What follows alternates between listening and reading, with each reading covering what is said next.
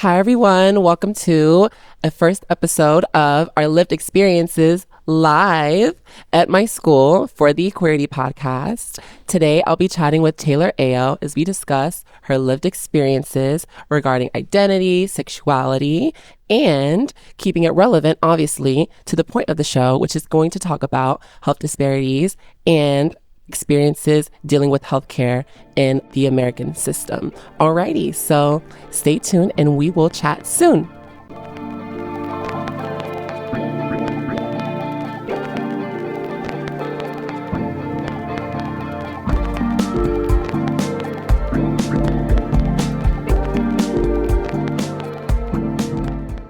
Well, hello, Taylor. Hi. It's so exciting to be here. Yeah, this has been in the planning phases for a very long time, so I am very happy to be here. This has been in the planning phases, hun. I'm just wowed. I haven't done an episode in person, so no, I've only done online. Wow. And I think it'll be a really great experience for people to view us in this space, to be talking to each other, to Black queer people, just sitting down, chatting, having a great time. And you have a podcast yourself as well. I do. Right. My podcast is called Bottoms Up. That is BOTTUS, UMS, UP.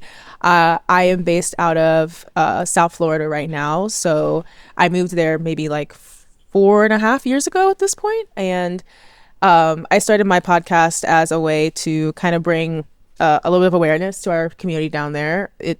I don't even want to say it's small, but it's just like a little bit spread out and a little bit disconnected. So, and part of why I actually do all my episodes in person is because I really want to do, I want to put names to faces. I want people to be able to know who their community members are because I want them to feel a lot safer. I moved to Miami. I did not know anybody. And then when I moved there for grad school, and when I finished grad school, I was just like so lonely. I had no friends locally. Yeah. And I just kind of one day was like, okay, enough is enough. I need to go out and need to like make connections. And not only that, but like I want other people who are in my situation to also feel empowered to make those same connections. Wow, that's awesome. You really wanted to build community, it Absolutely. sounds like, Absolutely. in South Florida. Yeah. And curious about the name. How'd the name come out? So, okay. So You were like, I'm like, oh. It's a couple You layers. ever just been like, oop, what's about to be said? Yeah. So It's a fun one. okay, I hope Pao does not listen to this. But so my friend Pao, we originally we were supposed to be starting the podcast together. We met a little over a year ago when I was on the dating apps and I was doing a lot of swiping. Right. So we matched. We met up. We tried to kind of do like the friends with benefits thing, and it just the benefits part was not working. So we were just like, let's just be friends. So we were each other's friends, and we both gotten out of these long-term relationships pretty recently, like literally like right about the same time. And we were both kind of in the situation of like, I didn't really just geographically, I didn't have a lot of friends in Miami. Yeah. And then Pal had been in this relationship for like pretty much their entire 20s and was just so in the relationship that like they hadn't built a lot of those like important connections outside of the relationship. So we were in like a very similar position where we were like, let's start the podcast to talk about that experience as like a coming of age thing. So when we're brainstorming names, I actually really liked the name Opposites Attract because Pao is a millennial, I'm Gen Z. Pao is like a very like artistic person. I'm a little bit more of like a strategic person. Right. Pao is mask, I'm femme. And I was like, oh my God, this is like a really like cute name. So I pitched that name. They weren't really feeling it. I pitched a couple others. And then I pitched Bottoms Up as a joke because we're both bottoms. Okay, yeah. And Makes sense. I hate saying it. I hate verbalizing it. Okay. But we're both bottoms. Is there anything behind the name that you don't like? Honestly, no. I just it was such a like they just ended up really liking that name. They thought it was really funny. I pitched it just literally just as a joke, like just to be like, oh, like this is kind of like I pitched it to be like, oh, I know they're gonna laugh at this, but this won't be the name. So maybe it wasn't like what you first. Oh no, I really liked. Became I liked Opposites Attract, and then I had another name called brought to you by benzos because we both are on antipsychotics. So I was like, oh, that'd be really... Oh my gosh, wait. That's so interesting. Hold on. That'll be my next podcast. That's actually funny. And then also, I get what you're saying. Like, you were a little hesitant. You were like, I don't know if this will translate well. Some people don't like that label. Some people don't like labels at all. Yeah. Totally fair. But I think that it's fun. And I mean, that's what your podcast is about, right? At the end of the day, from what I've seen, it's about getting people to open up in a fun, safe environment to be themselves. Absolutely. And to present what they're doing. Yeah. I would think like it worked out perfectly, I think. Taylor, can you tell us a little bit about your background, like where you were born? Like, what career you're in? If you're not doing podcasting full time, what do you do? And then how you got to Florida? So, I'm from Maryland originally, born and raised, East Coast girly, Waikamaco, let's go. Waikamaco, okay. Yeah. Waikamaco. I love Maryland. I'm not even gonna pretend. Like I am really grateful for where I grew up. Okay. It was a little more of like a conservative town, but I think that definitely gave me a little bit of perspective. Me and my siblings were first generation Americans. Like both my parents immigrated from different countries. And so it was a unique experience growing up. I joke that like whatever the opposite of xenophobia is, like that's what I had like when I was a kid, because I would go talk to like my white classmates and I was the opposite of that. Yeah. I mean, being a good person, but I was like, because I can say easily, oh, like one side of my family is from the Caribbean and one side of my family is from Africa, and I know exactly where, and I can like trace that back like very easily. And I would go talk to my white friends whose families have been here since like colonial times, and they'd be like, oh, like I'm like part Irish or part German or part like English, and I'm like, how do you not know? Like as a kid, like it didn't click with me. Like how do you not know? Of course, I grew up and I figured it out, but just to kind of say like my background and who I was growing up, and definitely like wasn't always in alignment with where I grew up, but I'm grateful to kind of have like all that perspective. And when I ended up going off to undergrad, I went to study architecture. I've known for a very long time that I wanted to be an architect. Okay. So I went off to undergrad, and where was it? University of Maryland. Okay. So I was close to Washington, D.C., and that was like my first time like really being in the city. Yeah. I had so many memories as a kid of like going to New York City and absolutely hating it. So I was very much like a suburban like country girl like when I was younger. Right. And it took a little bit. DC was definitely an acquired taste, but I learned to absolutely love it. I love Washington, D.C. I can see myself living there at some point. Yeah. I'm so sorry, girl. I don't like DC. No, it's okay. It's okay because you live in Chicago. So like, yeah, I can tell that you don't have great taste. That's fine. I don't, apparently. A lot of people love DC. DC has a lot to offer, especially for the queer community. And so I'm not going to disagree. It's a good city to live in. For some reason, I just can't get past the geometric lines. Oh, so you like confusion and you like disorder. I got it. No. It's cool. I understand. I understand. I was not fucking a married man though. But yeah. You were not messing with the married man. I was not. I mean, men. Period. Well, yes. Unless, no. Oh no. There's never been a single one. Never. Gold star. I hate that term. No, I hate that term so much. I just think it's really stupid. Like, why are we giving each other like stickers for like not dating men? Like in general, like you know what? Let's talk about it. Yeah, let's talk about it. No, because the lesbians are gonna hate me. Gold star lesbian. Why are we using those terms? I just like. I know like for some people it's not that serious, and for me it's like it just kind of like it doesn't matter, and I think like most people that I talk to it's like really not that serious, but I just kind of think it's like, again, like why are we using it? It's kind of like in architecture, we're trying to retire the term master bedroom. It doesn't really matter that much in terms of like modern language, but it has a history behind it that is very like charged, and so even if it doesn't like necessarily bother me all that much when I see it on a floor plan, I do appreciate the effort to change it to like primary bedroom or you know, something similar. So like I get it. I feel the same way about the term like gold star, because like a gold star is a reward. Like, why are we rewarding somebody because they haven't been with men? Why are we, you know, using a term to kind of elevate and make it seem like you're better than people who have been with men, when we literally live in a society that tells women that you have to be with a man, that your future is with a man, that your life and everything about it should revolve around being with a man and being submissive to a man and supporting a man so that he can go pursue his career, and you need to be at home with food for him and a clean house and no kids and be available for sex and everything. What if you can't cook? Can you not cook? I can, but I'm just saying, like, there's so many like holes that you can poke into that whole narrative that you outlaid, right? Like, obviously that's not for everybody. Maybe somehow that's something that somebody wants, but okay, like, why are we forcing that on people and having that be the norm? Because like so many people fall into that narrative, not even because they never even have the chance to think about that they might want something else. They never even had the chance to think that they might not even like men. So like to try to elevate yourself above somebody who, you know, or and again, it's not, I know that most people don't take it like very seriously, but why are we using language that makes it seem like you are better than somebody who was probably in a situation where they didn't know that they had any other options, where Compet ended up pushing them into making a decision and to probably even starting a whole family with someone that they were never actually attracted to. Like, I don't think that that's fair. You know what? I feel the same way about the term coming out.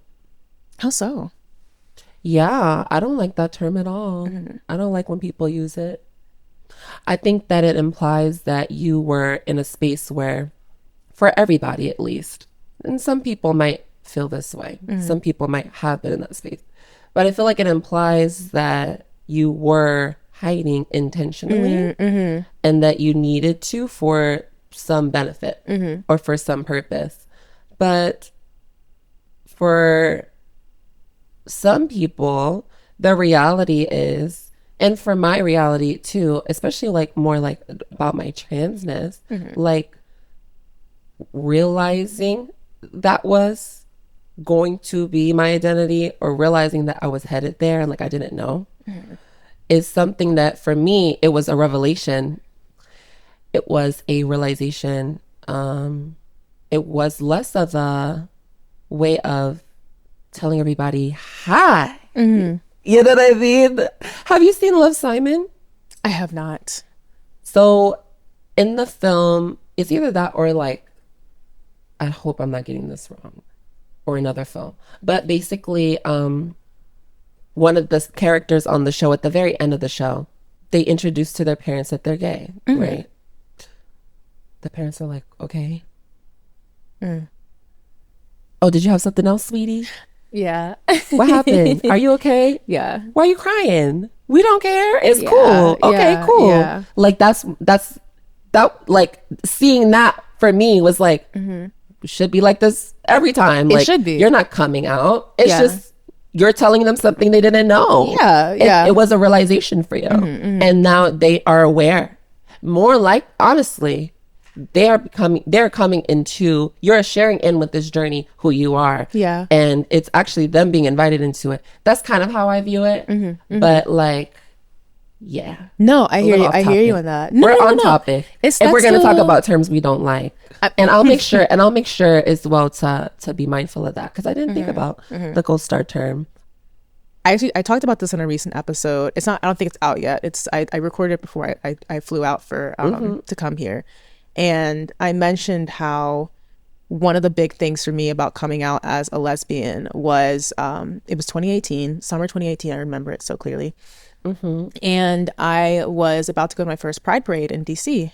And I was at a friend's apartment and they were all getting ready. And I was on the Her app. And I was, I think at that point I'd already like gotten rid of Tinder, because I repeatedly would go back and forth and like switch it from men and women to just women. You know, I did that a couple of times and it still didn't click with me. Like, hey girl, you might not actually like men, but whatever. And then I think I'd matched with a trans man, and there was nothing wrong with him like at all. But I just remember like matching with him, and then he messaged me, and I saw that message, and I was just like, I don't want to be with a man.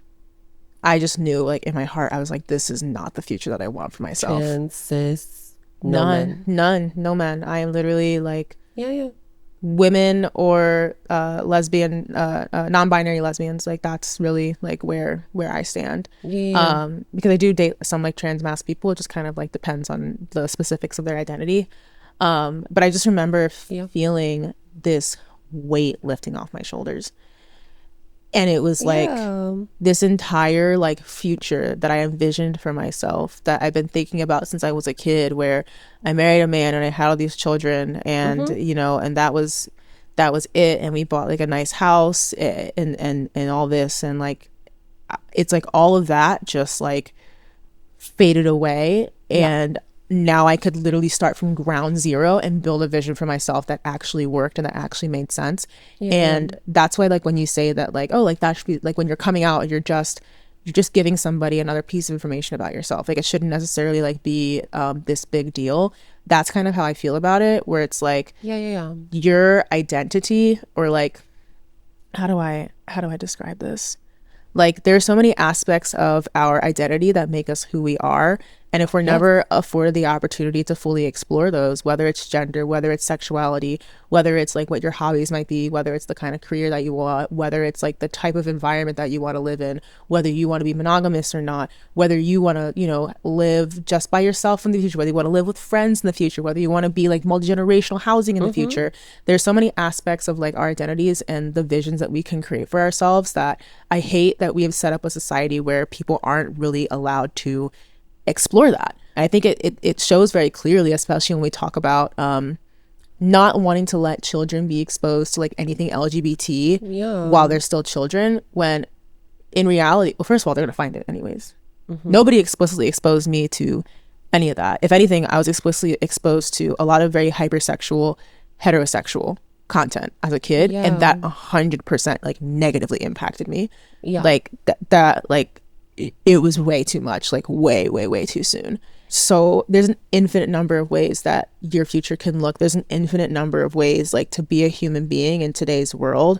And I wish that we would spend less time trying to shape our children and shape other people into these very specific ideals, and recognize that like we're all going to be our own person. And the more that we're afforded the opportunity to explore from a young age, the happier and less crises we're going to have when we become young adults, you know, middle-aged adults, like the whole term of like the quarter life crisis and like the midlife crisis, like really like that just shouldn't be happening, because it just tells us that we have a world and a society that just continues to shoehorn people into these like very specific identities that like it's unrealistic, and it's unfair, it's unhuman, it's unnatural. Right. I totally agree. I think from the beginning, right, if we had a lot less pressure on youth to choose who they are, if we had a lot more support, obviously from like not just like family and friends, but like community and even policies that exist just like in our society, that allow people to be who they are, obviously would be better. But again, as you know, and this is a good segue, we live in a time where a lot of the rights to a person's identity and exploration of that is being policed. And moreover, we're also policing, and when I say we, I mean just in terms of the stigma that we can carry on as just members of society. We carry on stigma about how people should carry even their own bodies.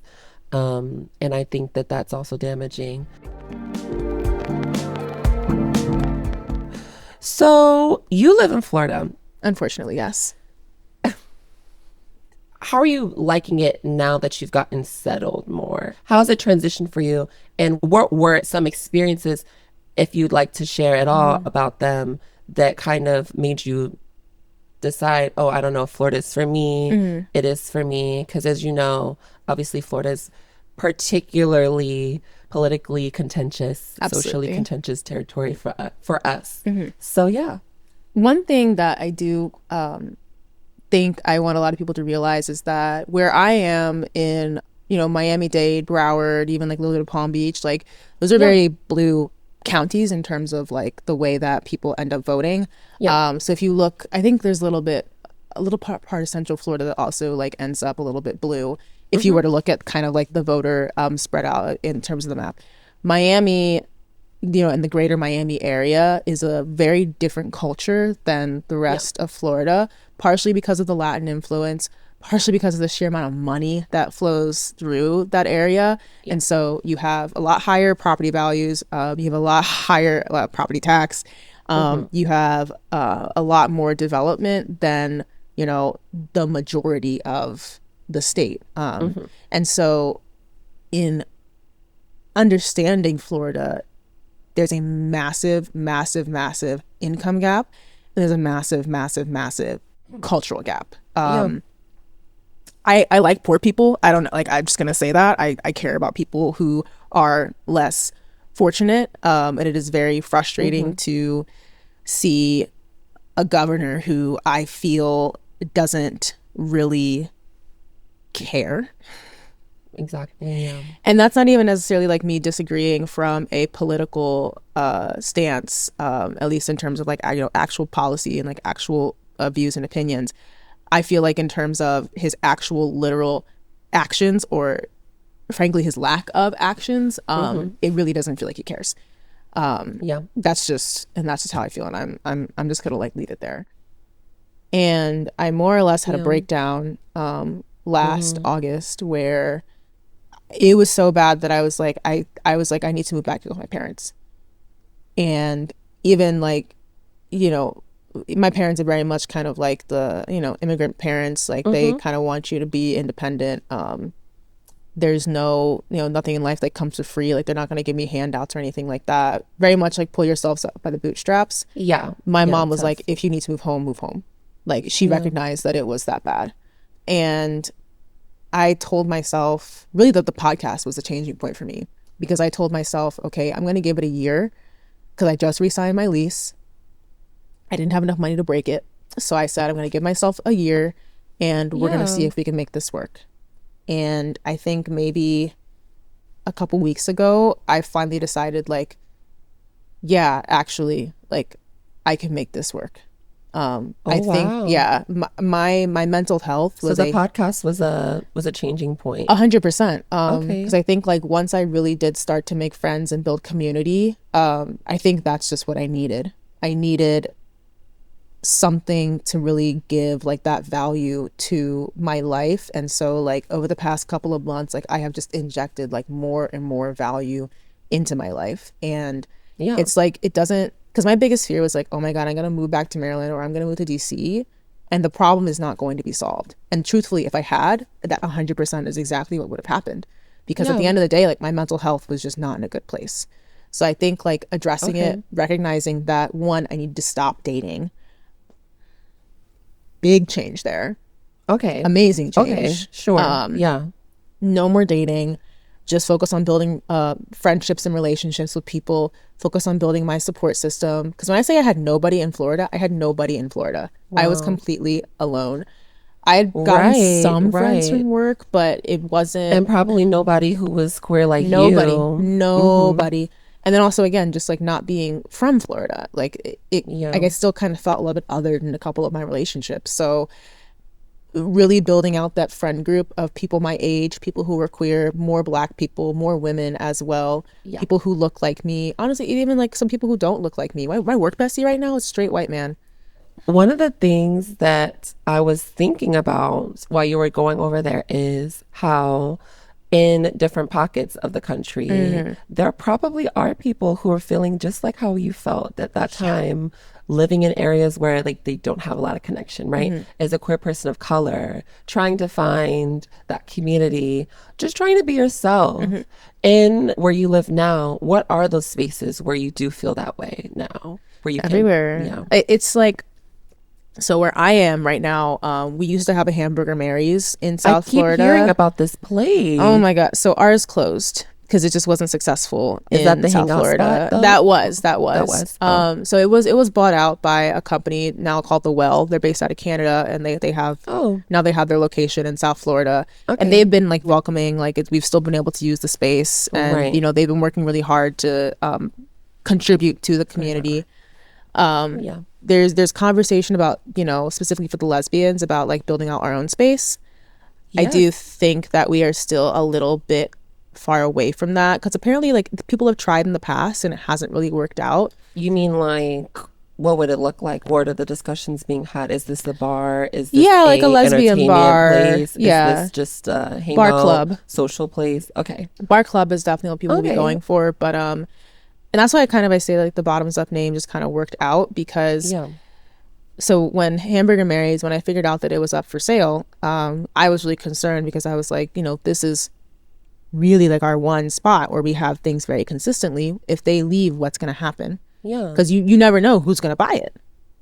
Yeah, You don't I mean, know it if could be they're going to any still be open real to. estate person. Yeah, it could be like literally, it could have been any restaurant could have bought it. Somebody could have partitioned out the building and done like retail or something like that. Like we could have Certainly. very easily lost that bar.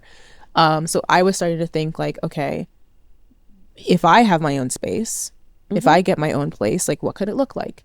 And so I've known for a very long time. My thesis actually for graduate school was a gay club. So I was thinking, Okay. if I ever had a club, I don't want it to just be a club. Like I would creating a gay club? yeah. Yeah. Oh. I wanted it to be like, it has to be something else. It can't just be the gay club, because historically the gay club has always been more than just a club for us. It has meant so much more, both emotionally, and it's also been a place of political action Yeah. for us, and a Yeah. place for expression and creativity. So I was thinking, okay, what's if it's a club for a certain time of the day, what is it for the other time of the day? And then I was like, oh, I know so many queer personal trainers, and I know so many Okay. people like me who exist in queer bodies that kind of feel like they don't have rules but have different rules about like how you're supposed to present. Right. And I was like, oh my God, what if it's a gym part of the day, and it's a club another part of the day, and then I wanted the name to be Peaches, because like it's but that's what I'm saying. I'm like, oh my God, like the name bottoms up and the peach emoji, I'm like, it all kind of feels like very full circle. It And that's does. why it feels to me like, okay, this really was like the right thing to do. I think a lot of things in my life and a lot of the perspectives that I've had a lot of like aha moments, Right. where things are starting to kind of just like make sense and click for me ever since I started this platform. And I'm very grateful for that. The spaces are relatively limited right now, but I like don't want to necessarily have that as like a negative thing, because I feel like the spaces are coming and they're growing, and like Yeah. I think give it, you know, another couple of years, you know, over the next like 5 years, like I can see like some really cool shit happening in South Florida, especially for the lesbians. That's so amazing. Community is a great, and the fact that you're already a part of it, right? You're Yeah, yeah. already talking about it on the show, and you're probably already having those conversations just personally, daily with people. I'm hoping that you will have that, because what a lot of times when we talk, and now I'm going to switch into some healthcare, personal wellness, public health things to think about. But like a lot of times when we talk about wellness and health and wellness, we are always thinking physically in our bodies, physically well. Like, what's your blood pressure like? What's your cholesterol level like? What's your XYZ marker for cancer like? Are your levels low? Are your levels high? People thinking that. But a huge component of wellness involves being connected with people. Exactly. Involves having, whether it's the family you're born into or your chosen family, having people who support and connect with you. And there's so many studies that do show that, like, weight gain can change, and depression symptoms can change, and all of those symptoms can change if you are in the right environment. And I think that that's the beauty of queer people finding community, and adding to their health and wellness is just a community as well. So that's amazing. Yeah, that's amazing. Oh, absolutely. When I say like even though granted, like, yes, like I did need like SSRIs to kind of give me that last final push. But I think that's more just a result of like my mental health not being adequately treated for like the majority of my life. Once I literally said, okay, no more dating apps, I just need to go out and make friends. It was like within like 2 weeks, my mindset had already changed. And I really just needed the medication to give me that final push to get to where I am right now. Like, I think if I hadn't already been like on that road, I don't even think that like I would have had as good a result with my current treatment plan as I did. Once I found that community and found that support group, it was like, all right, girl, let's go. Right. Let's go. Let's build this We're pack thing. animals. We human beings have always lived in relatively like large groups. This idea that like to be a successful person, you need to be like doing everything on your own is like absolutely crazy. Thinking about now that you have, your adult life and you're taking care of your personal self and, you're going to the gym, you're training, you say you lift weights, all that. I'm also curious about how it is with your interactions in the healthcare system, because as I talk about a lot, the lived realities for a lot of, especially queer youth and trans people, can be daunting to go to a healthcare visit or like to see the doctor. So how is your relationship with going to a provider? I always hate the question of like, oh, like, are you sexually active and all that. I did go see a gynecologist for the first time when I was in grad school. Okay. And this is gonna get like really, really personal. Go ahead, however you want to talk about it, whatever you want to talk about. I was just having some issues when it came to sex, and I just remember explaining to her like very clearly like, hey, my girlfriend, and then she kept using like he, him pronouns to refer to the partner that I was with. Oof. And again, I don't think that it was her intentionally trying to be like, oh no, you need to be straight or anything like that. Right. I just think that like she's in such a heteronormative mindset with all of her patients that like for her it was just like it was like second nature to assume that I would be with a man, as if like this is the gynecologist in Florida. But he was working for the school that I was at. Oh. Yeah. And like, she kind of, I don't know, her attitude was basically like, you're with a man and he's not trying. Like that was kind of like the way that she like responded to it. And I was like, okay, well, not trying to use like protection. No, just like not trying. Like he's just not trying with you. Like he just needs to like try harder. Okay. And I was just like, really odd though that she kept persisting even though you were like my girlfriend. Oh my god, I was like, I'm ending the conversation here. Like, so you had to end the conversation. Yeah, I was just like, this is not helpful, essentially. Like I was like, I already came in here and I was really embarrassed to talk about this in general. Yeah. And then on top of it, I it's like I have to go through like all this to explain like exactly like it's almost like I had to explain to you that like sleeping with someone who is AFAB is not the same as sleeping with someone who is AMAB. And I feel like I shouldn't have to explain that. Like that should be a given.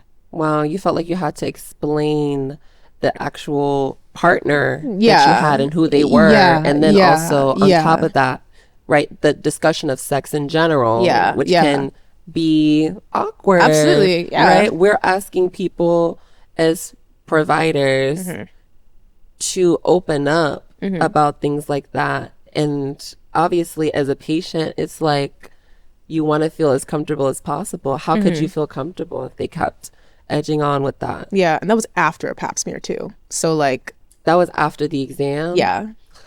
Ciao. Yeah, it's like I'm already just like how do you feel about those exams though? Do you feel like any hesitancy when going to the provider that like that you don't feel like comfortable? I'm very pro science, I'm very pro fact. I am an academic at heart, and I just love information. I love research. One of the things that I was actually speaking with my psychiatrist about was because she was recommending this supplement called NAC for various OCD symptoms. And because she was saying that it was based like an over the counter, I was like, okay, so can you send me like any peer reviewed research about it? Oh, okay. Her. She told me to Google it, which is fair. Like she's definitely valid on that. Oh, But when I say like right. I like having information. I like having, you know, academic, like peer reviewed research to look at for things. And I like being able to have, I feel like it empowers me a lot more when I go to have these conversations with medical professionals. Like I said, like I do my best to like take care of myself, and especially because like I am an athlete with some pretty like heavy load days. You know, I try to be cognizant of like, okay, how am I feeling? If I'm feeling more exhausted than usual, I make sure that I take a step back. I really recently started adding some different supplements to my diet with like, Yeah. you know, good like research behind them, just to make sure that I'm adequately supporting myself. But there are multiple times where I've just been like, you know, I probably should go talk to somebody who understands biology, who maybe understands biomechanics, who can give me better firsthand information about like how to manage myself properly. Yeah. For sure. Actually, I I think that hopefully in the next 10, 20, 30 so years, even though that does not mean right now, but that we do see that training and that growth of the healthcare system to be more cognizant of that. It's so vital. It's so vital. You were talking about coming in with the facts. You're like, Yeah. I'm coming in with the academic knowledge. Like, I'm not afraid to talk about academia. Obviously, you're surrounded by people who are in medicine. It's natural for you to want to have the peer-reviewed research, and actually research in health advocacy pertaining to lesbian women and bisexual people tends to lack in terms of focus as much on as on gay men. So there's even differences in the research and advocacy that we see when it comes to certain parts of the LGBT community, and that we do need to improve upon. So I'm curious about your thoughts about how do you feel represented, right? As also as a woman of color, right? How do you feel represented in discussions about social injustices or like the oppression of queer people? It's kind of a big question, but like, I guess what I'm asking is, do you feel like issues for, like, for example, you're talking about your community. You were talking about how obviously there needs to be a way for people to connect socially, for lesbian women to connect socially. Do you feel like that's being represented in what we're talking about in terms of media or in terms of discussions of healthcare injustices? Even the conversation you said earlier about, you know, with you and the gynecologist, and I'll stop now. I think we're getting there.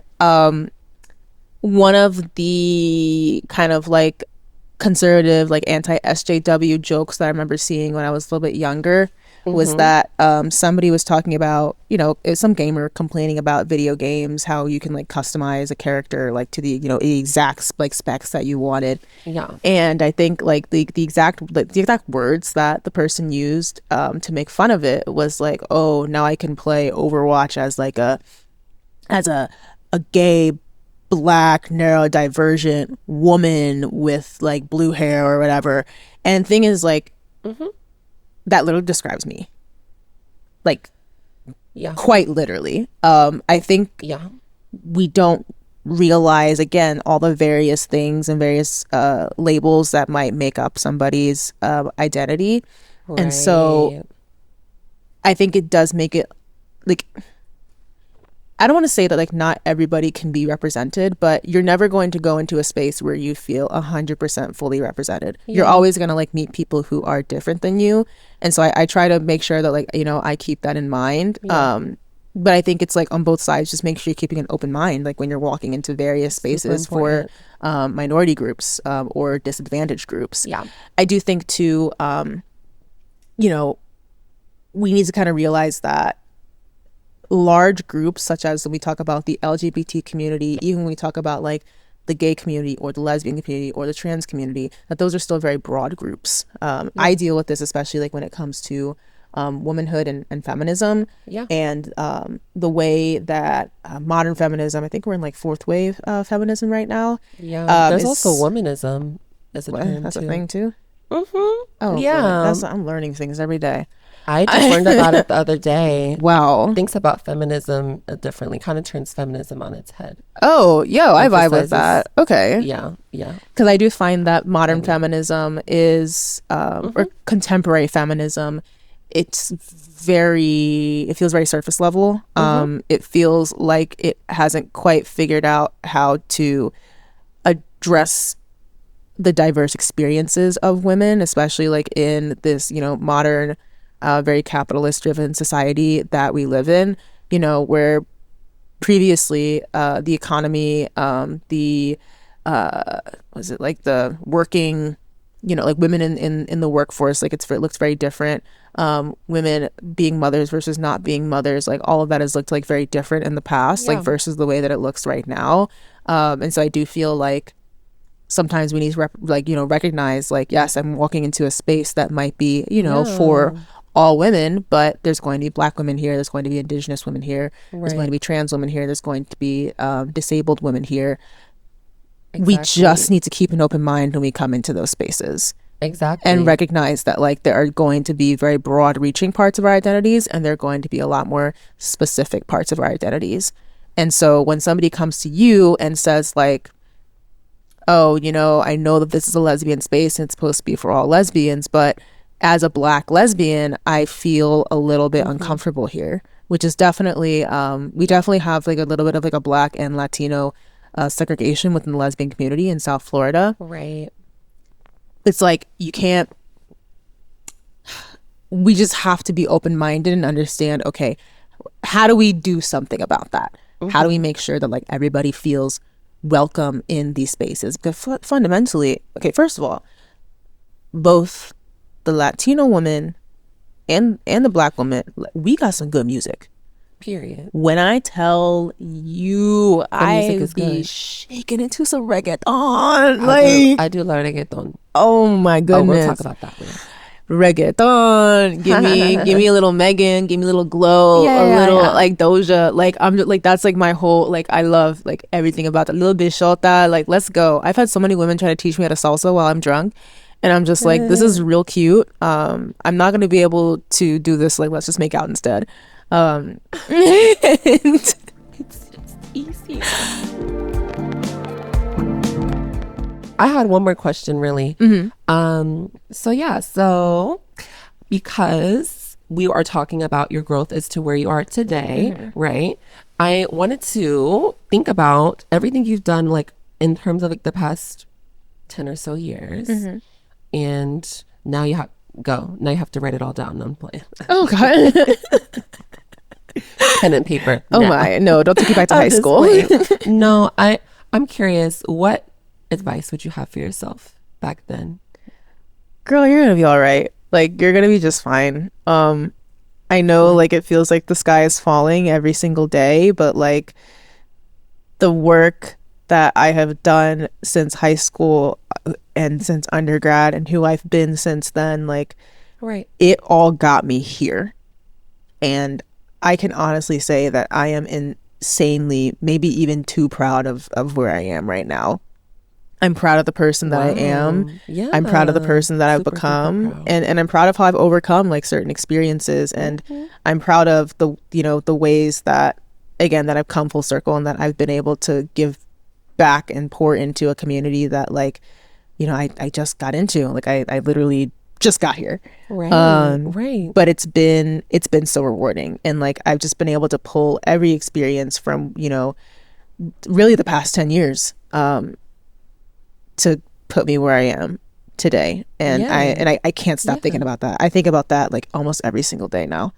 Like, incredible. I'm fine. I made it. I'm doing all right, and I'm really happy with that. Incredible. Yes. Yes. I'm so happy that we've gotten to chat. Yes. It's been so beautiful. It's literally been working on this like since Thanksgiving, right? Yeah, like we've been talking about it for a while. So I really, really appreciate it. Okay, everybody. So thank you for tuning in to this first episode in person. It's been super, super amazing. And hopefully, if you haven't already, you can follow the podcast on Instagram. I believe it's at Equality Podcast, or you can follow us on Twitter at EQ Podcast. And then I'm also making a TikTok now, y'all. I'm trying to get on there. So I'll put it in the link when you listen to this episode or watch it because it's better on video. Alrighty.